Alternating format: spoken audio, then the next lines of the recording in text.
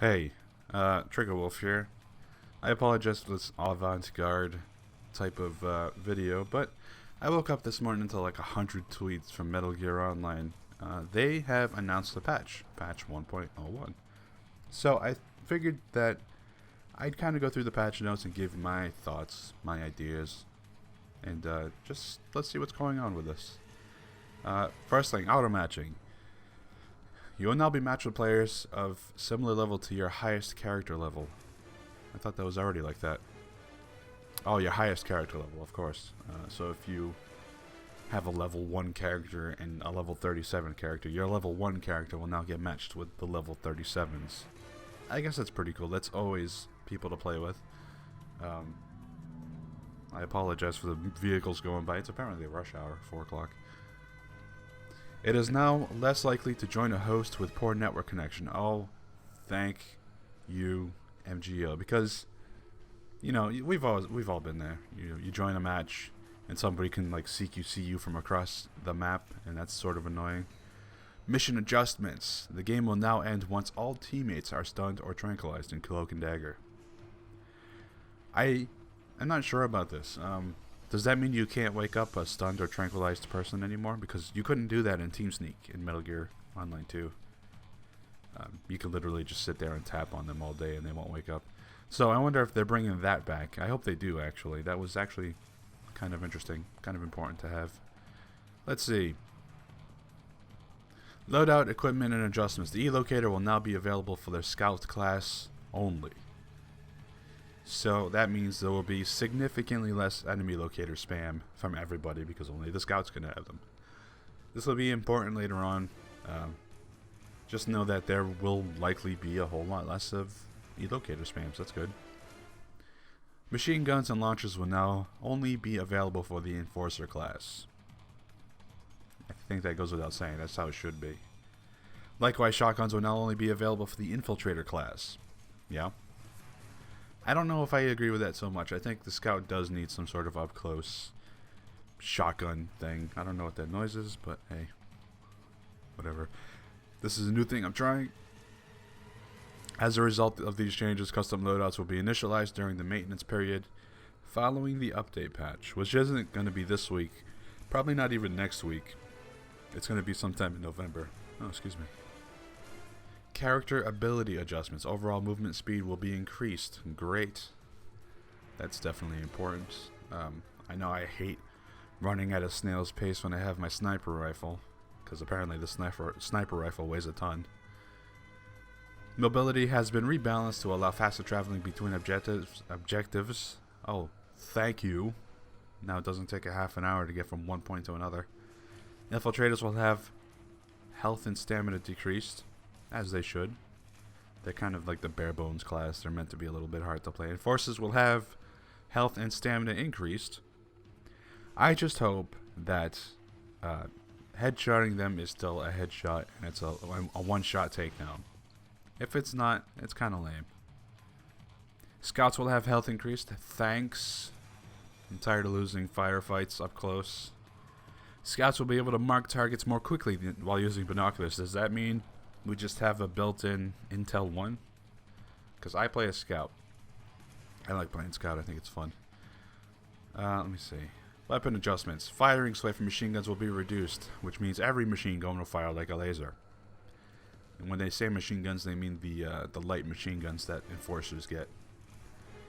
Weapon sway will be reduced overall when aiming in first-person view, because weapon sway was set way too high for every class, including snipers.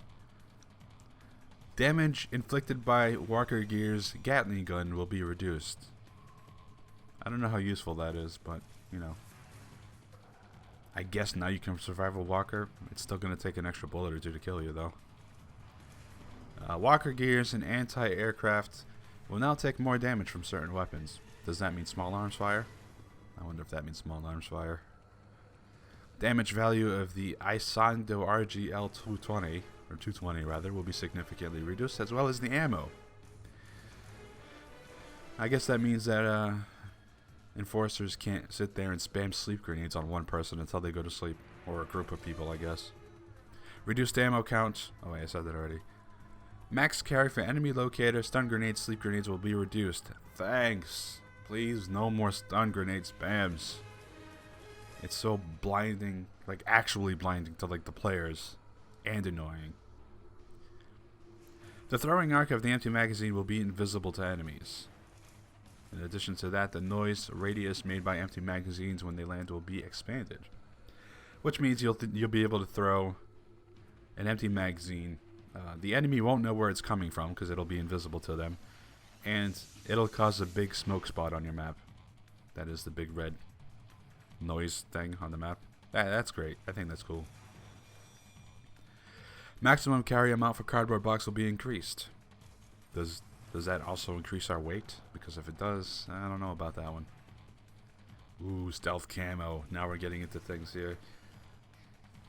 Stealth camo plus ability. Stealth camo will be temporarily disabled when taking damage. Great. It should also be temporarily disabled if you're using a loud weapon, in my opinion. But hey, you know, this is a start. Battery life will be reduced, and battery will take longer to charge. I don't think that's necessary. The stealth camo itself is already kind of hard to use. Why would you even do that? Yeah, whatever. Marking time for cloaked players will be reduced. What does that even mean?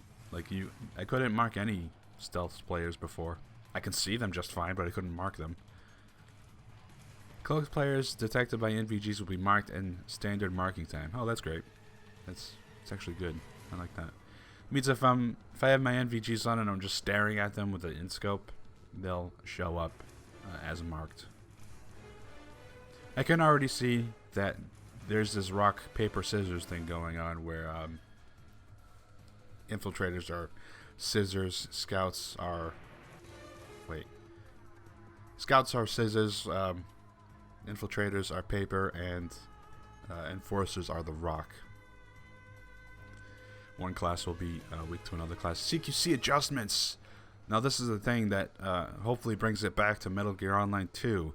Range for CQC grabs will be narrowed, which means you can't grab somebody directly to the left or right of you. You have to be actually facing them now. Icon for CQC grabs will no longer be displayed. That's good. That means you have to use your judgment whether or not the CQC will actually hit them or not. Means you have to be good. Great. Non-lethal damage done by CQC hits and grabs will be reduced. Meaning if somebody runs up to you and CQC throws you, it won't instantly knock you out anymore. Unless, of course, the next bullet here, you have CQC stealth, level 2 or higher. That's actually pretty good. One-hit CQC knockouts will become exclusive to infiltrators with CQC stealth, level 2 or higher. That's great. That's how it should be. That's like CQC plus in Metal Gear Online 2. Fulton adjustments. Fulton speed when using Fulton 2 or greater will be slowed. Great. I'm tired of having not infinite, but instant Fultoning. Like, every time I try to save somebody, it's like too hard for me to snipe the balloon because they just instantly get tossed up. It's hard. And the next thing, I am tired of having my targets killed while I'm trying to Fulton them. So when a player Fultons an enemy, the Fulton balloon and the enemy will be invincible to the other players. To your teammates, rather. Thanks.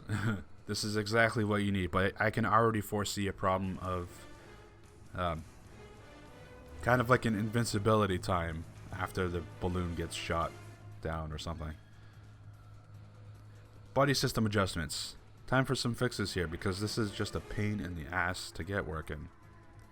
Time required to establish a buddy link using the link action button will be shortened. That's great. Should be instant in my opinion. Link action will succeed regardless of the direction you're facing. So you don't have to be directly standing in front of each other, looking at each other, and then saluting. But only waiting for one guy to salute over the other. Whoops, I didn't mean to tap my microphone there. My bad. The buddy gauge will now clear at the beginning of each round. What that means is you can't build up the buddy gauge and then use the wormhole device on the next round of Cloak and Dagger because the thing will be cleared out. And that's good. I think that's good.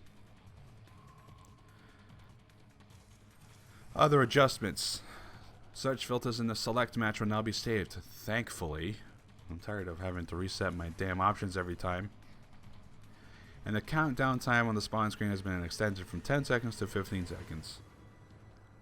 I guess that's good. Allows you to pick your weapons a little bit faster. Is that it? I think that's it. Yeah, that's it. Please note that this patch is still a work in progress and things may change when it's the final update. They're still in like their testing period when it comes to this. Thank you very much for continued support of MGO. Of course, again, this will be in November. So hopefully this will balance the game out well enough. Hopefully we'll start seeing some other balances coming forth soon. What I want to see in some future patch is the return of the customizability in your own rooms. And I don't mean being able to choose the mission or whatever. I want to be able to rename the room, have room names first of all, because I think that's useful. I want to be able to remove weapons if I don't like them. I want to be able to remove walkers if I don't like them. I want full customizability over my room, just like Metal Gear Online had to. Metal Gear Online 2 had, rather. And what else do I want, really? I think that's about it. So I thank you all for watching. I'll see you next time. Here's the end slate. Welcome to the end slate, where things are happening. Things are always happening. You just have to keep an eye open. First of all, click the thing that says click this thing. It subscribes to my channel. It lets me know that you like my content enough to want to see more. It helps me. It helps me a lot. Speaking of liking content, you should probably like this video. Even if you don't like this video, don't feel bad for 1 second about also liking this video. Yeah, I said it. For the random video, I think we should nerf infiltrators. Check that video out. It's kind of buggy and weird. Weird stuff happening, man. And finally, in the description of this video is my personal link to the TheIndieBox. If you go to the TheIndieBox and subscribe, I get a little bit of a kickback from that link. Gives me $5 towards my next purchase. So that's pretty cool.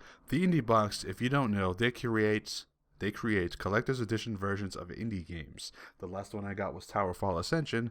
Came with a bunch of cool stuff like a poster and a SNES controller. That's a Super Nintendo Entertainment System controller. If you're too young to remember those. Comes with a bunch of other extra things. It comes with the DRM-free version of the game on a cartridge, which is pretty cool. And it also comes with Steam codes. If you feel like giving those away or keeping them for yourself, that's up to you. Also came with a paper crown. Strange, but you know, cool. I'm probably going to hang it up on my wall or something. Anyway, I'll thank you all for watching, and I'll see you next time. Later.